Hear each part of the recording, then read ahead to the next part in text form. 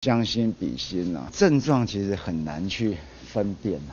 我说真的，每一个人大概这一年来说，没有咳过嗽的，没有流过鼻涕的，跟我讲几乎是没有嘛，各种状况都会有。所以说这一次里面说真的，大家如果真的将心比心了就是说症状其实很难去分辨啊。我说真的，每一个人大概这一年来说，没有咳过嗽的，没有流过鼻涕的，跟我讲几乎是没有嘛，各种状况都会有。所以说戴口罩、勤洗手，还是我们一个非常基本的防护了那有症状，那当然能够给医生来做一个判断那能够那医生判断如果需要裁剪，那当然好，但也不用过于惊慌了有这标准有，那不过大家我也深切也体会到民众这样的一个需要了那指挥中心里面当然会根据疫情做最重要的一些相关的安排。那不过让民众安心也是一个我们很重要的一个责任之一。那所以我也在请法制的稍微就相关的法规做一点研究。然后看看以前我们本来就有定了，那是不是能够把那个 SOP 能够定得更清楚一点？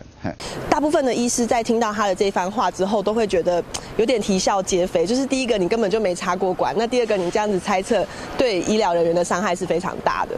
我没有意见，他可以说我装懂，我不懂装懂可以。你要知道，我最后一个职位是什么呢？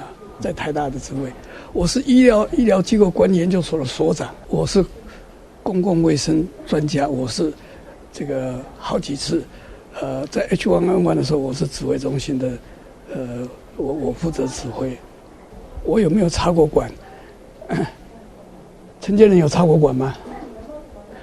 李远哲有插过管吗？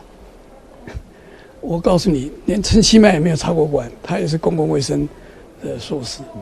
想请教部长，针对杨志良昨天说，假如他是院长，第一件事就是要把这名医师开除，有什么样的看法？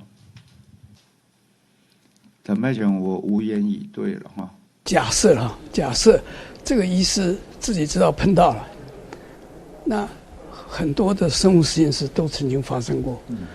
这个他比方说袖子有个破口啦，衣服有个破口啦，那这个时候做什么呢？马上就是这个全身消毒，然后重新再穿这个防护衣，然后呢就通告，让他呢再到另外一个隔离病房，因为隔离病房是负压病房，到隔离病房，那么这个追踪管理，不管他有没有发病，最好14天，或是14天再加7天。所以这个到现在为止我们不清楚这假如是这样的话，那这个医师要没有照 SOP， 那应该要不但不给他35万，而且还要处罚他那另外一个状况就是说，他根本不知道不知道什么地方有破口，完全不知道，他完全照 SOP， 然后他被感染到了，那我们要感谢他的辛劳，那也应该要给他这个比方说35万，但是意思而已。医师跟我们讲一下关于就是杨志良前署长说要对这一个染疫的医师进行惩处，你怎么看？首先杨志良署长第一个他不是医师，所以他很明显在节目上面提到很多关于插管会发生的状况，听起来都好像并不是一个有插管经验的人会说出来的话。大部分的医师在听到他的这番话之后，都会觉得有点啼笑皆非。就是第一个，你根本就没插过管；那第二个，你这样子猜测，对医疗人员的伤害是非常大的。他在这个大家都有点难过的时机上面出来，为了这件事情博取声量，然后特别评论这件事情，然后评论的对象又是针对确诊，算是有点是因公受伤的这个患者，其实是非常不人道的。我没有意见，他可以说我装懂，我不懂装懂可以。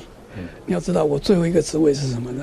在台大的职位，我是医疗机构管理研究所的所长，我有没有插过管？陈建仁有插过管吗？李远哲有插过管吗？我告诉你，连陈其迈也没有插过管，他也是公共卫生的硕士。这次一次出现院内感染跟这个社区感染，等于是两个很大的事件。那在这个医院跟医疗体系的管理上，外界认为可能有出现问题。那对于这次的事件的话，我们会做成这个调查报告，还有惩处名单嘛？那什么时候可以出炉？还是说我们觉得无需惩处任何人？谢谢。第一个在卖场的部分呢，基本上的作业大概因为这整个的疫调，是跟地方一起来进行，所以在疫调地方第一个时间会知道。那大部分在地方在采取第一个措施，都会到现场去做消毒。那至于在所谓的惩处，我讲过有错误当然需要惩处，那目前这样的一个情况，完全是没有道理去思考这个事情了。想请教部长，针对杨志良昨天说，假如他是院长，第一件事就是要把这名医师开除，有什么样的看法？坦白讲，我无言以对了哈。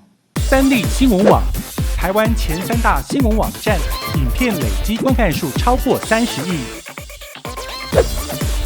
94要客诉，2020台美4次大选蝉联发烧影片第1名。人生惊叹号，台湾最温暖正能量的人生故事都在这里。订阅三立新闻网 YouTube 频道，并且按赞开启小铃铛。国内外大小事，下载三立新闻网 App， 即时新闻不漏接。